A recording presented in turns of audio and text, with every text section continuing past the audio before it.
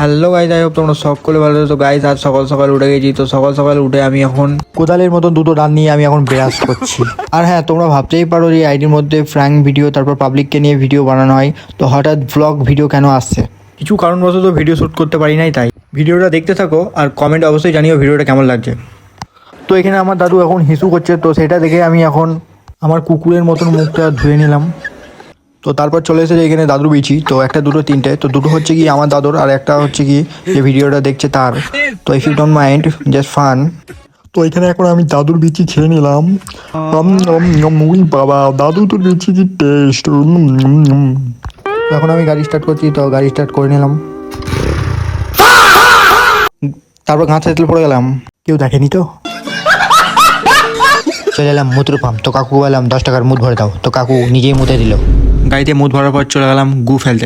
তো তোমাদেরকে ভিডিওটা কেমন লাগলো অবশ্যই কমেন্টে গাল দিয়ে জানিও।